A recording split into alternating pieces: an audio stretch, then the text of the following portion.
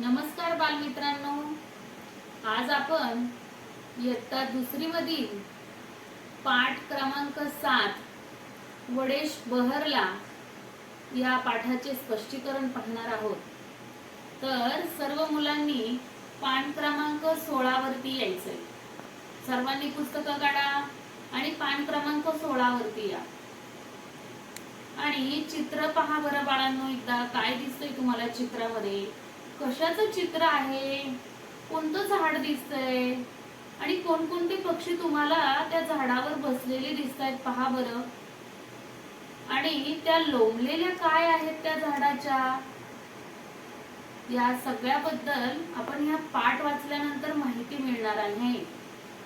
तर या पाठाचं तुम्ही वाचन केलं तर तुमच्या असं लक्षात येईल की या पाठामध्ये सुद्धा एकही जोडाक्षरयुक्त शब्द आलेला नाही। तर सर्व आले का पान नंबर 16 वरती? मग मी एक एक वाक्याचं वाचन करते, सगळ्यांनी लक्ष द्या आणि काय सांगते ते काळजीपूर्वक ऐका। पहा, पाठाचे नाव आहे वडेश बहरला। वडेश म्हणजे सांगा रे बाळांनो, तुम्हाला काय वाटलं? वडेश म्हणजे कोण? वड, अगदी बरोबर। वडेश म्हणजे हे जे तुम्हाला चित्र दिसते त्यावरून तुमच्या लक्षात आलं की नाही वडेश कोणाला म्हटले ते?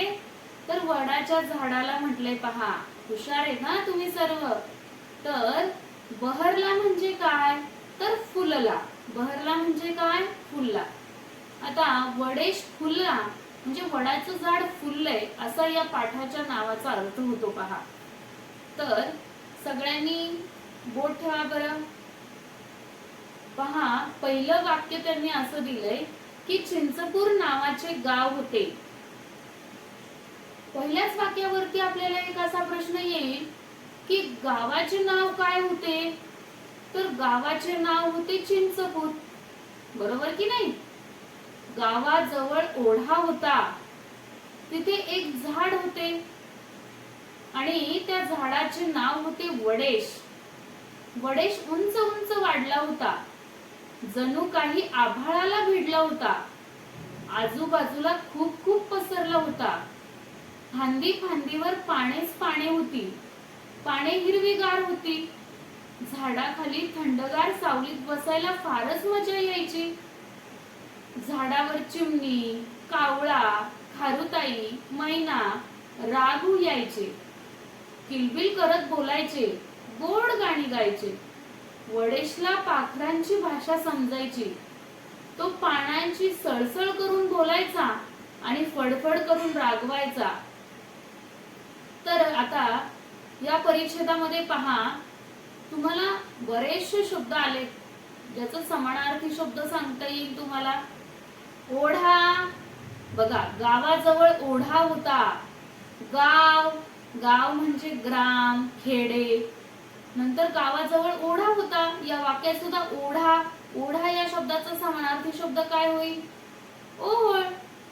तिथे एक झाड होते, मग झाड, झाडाला काय म्हणणार तुम्ही? त्याचा समानार्थी शब्द काय सांगाल?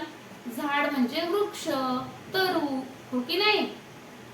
तर मी या सगळ्या शब्दांचे शब्दार्थ तुम्हाला लिहून देईल, त्या शब्दाचे समानार्थी शब्द तुम्हाला सांगते आणि ते तुम्ही सगळ्यांनी नंतर लिहून घ्यायचे। आधी समजून घ्या।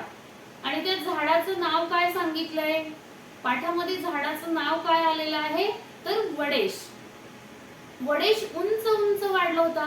उंचचा विरुद्धार्थी शब्द विचारला जाईल। उंच म्हणजे बुटका, ठेंगणा, त्याचा विरुद्धार्थी शब्द सांगता येईल तुम्हाला। जणू काही आभाळाला भिडला होता। आभाळ म्हणजे काय? आकाश, हो की नाही? आभाळाला भिडला होता म्हणजे खूप उंच वाढलेला वडेश होता। पहा, आजूबाजूला खूप खूप पसरला होता म्हणजे रुंद झाला होता, त्याच्या फांद्या लांब लांब पर्यंत पसरलेल्या होत्या आणि प्रत्येक फांदीवर पानच पानं। तुम्ही वडाचं झाड पाहिले की नाही? किती दाट पानं असतात वडाच्या झाडाला आणि त्याची सावली किती गार पडते।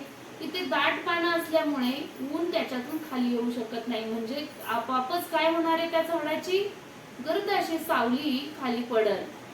पहा, आणि त्याच्यानंतर झाडाखाली थंडगार सावलीत बसायला फारच मजा यायची आणि आणि झाडाची दाट पानं असल्यामुळे सावलीही थंडगार गार पडायची गरज असल्यामुळे आणि त्याच्या खाली मजा यायची बसायला गार सावली. आणि पहा त्या वडाच्या झाडावर कोणकोणती पक्षी यायचे. झाडावर चिमणी, कावळा, खरताई, मैना, राघू. राघू म्हणजे पोपट, बरोबर की नाही. राघू म्हणजे पोपट. हे सगळे तिथं त्या झाडावरती यायचे आणि किलबिल करत बोलायचे. पक्ष्यांच्या आवाजाला काय म्हणले, पक्ष्यांच्या बोलण्याला किलबिल. गोड गाणी गायचे. गाणी म्हणजे गीत, बरोबर. मग वडेशला पाखरांची भाषा समजायची असं त्यांनी म्हटलंय. ते जे वडाचं झाड आहे त्या वडाला पाखरांची भाषा समजायची असं लेखक म्हणतायत का. तो पानांची सळसळ करून बोलायचा.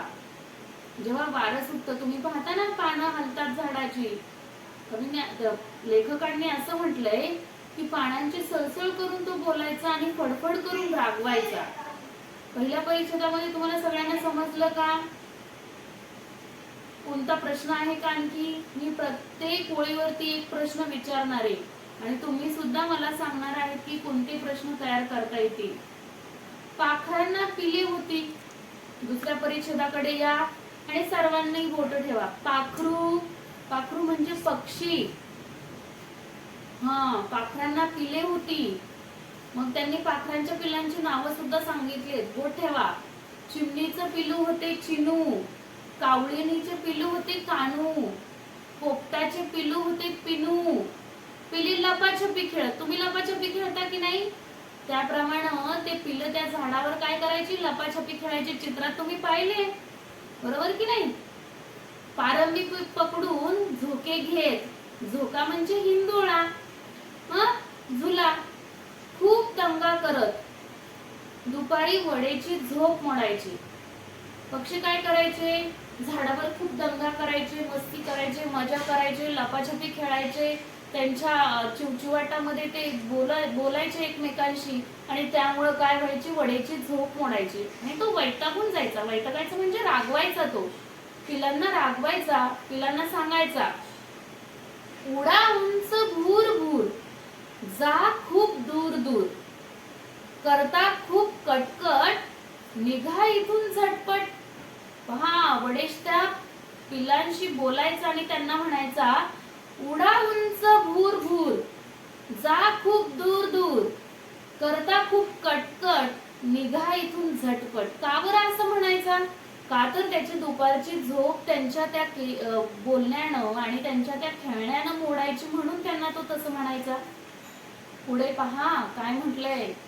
पिलांना वडेशचा राग यायचा. वडेश त्यांना तिथून जा जा म्हणत होता ना, म्हणून पिलांना राग यायचा. ते वडेशचे नाव कोणाला सांगत. तुम्हाला कोणी रागवल्यावर तुम्ही कोणाला जाऊन सांगता, बरोबर, आई बाबांना. तसंच ते पिलं देखील काय करायचे, वडेशचं नाव त्यांच्या आई बाबांना सांगायचे.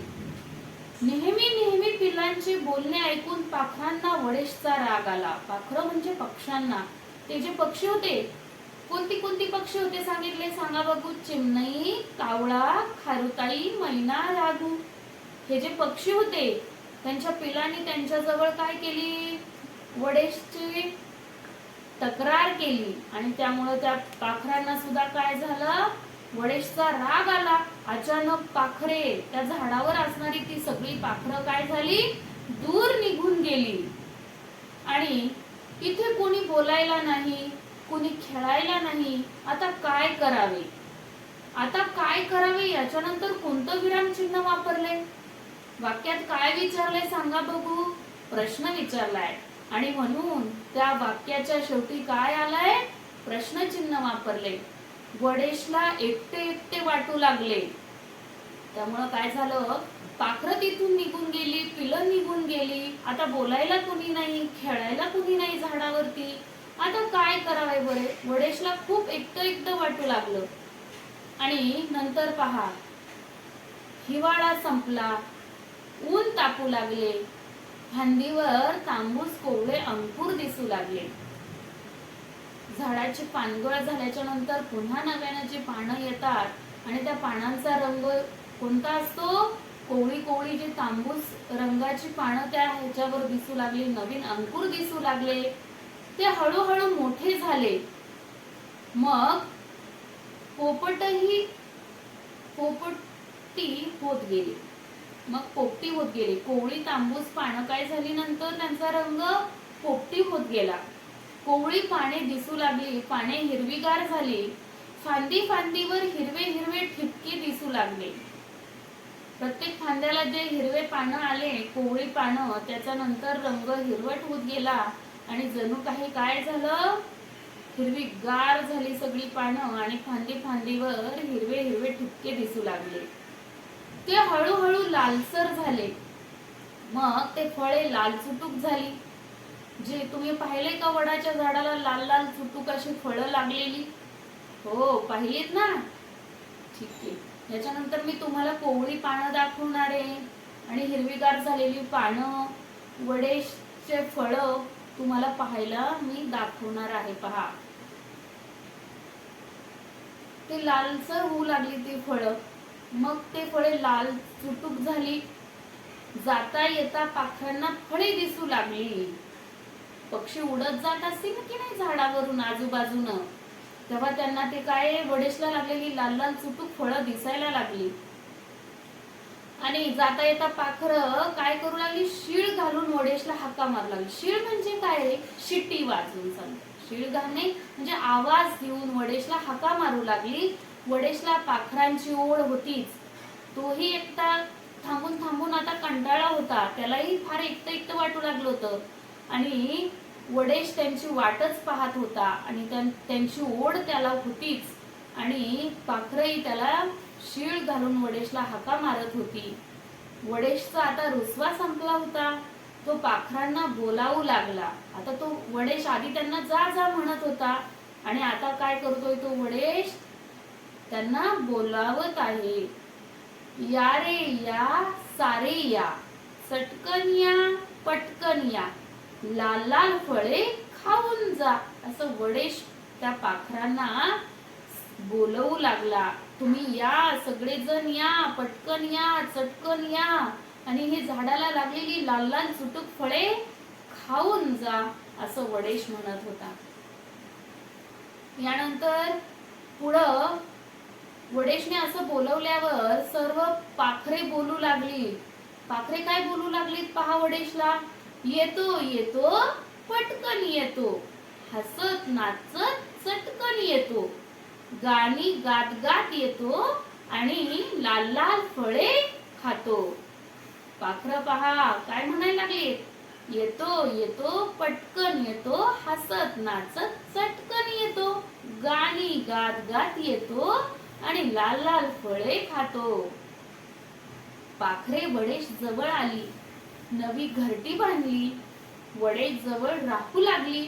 वडेशला खूप आनंद झाला. आनंद होणे म्हणजे हर्ष. आनंद म्हणजे काय, हर्ष. मोठी झालेली पिले पाहून वडेश बहरून आला. ती सर्व पाखरं वडेशकडे आल्यानंतर वडेशकडे जे होती पिलं अगोदरची, ती कशी होती, अगोदर असणारी पिलं छोटी छोटी होती आणि ते नंतर जेव्हा त्याच्याकडे आली परत आणि काय झाली, ते मोठे झालेले पाहून वडेश काय झाला, आणखी फुलून आला. पहा, यानंतर माझ्या चॅनलला सगळ्यांनी काय करायचंय, सबस्क्राईब करायचंय आणि लाईक करायचंय. आवडलं तुम्हाला? हो ना?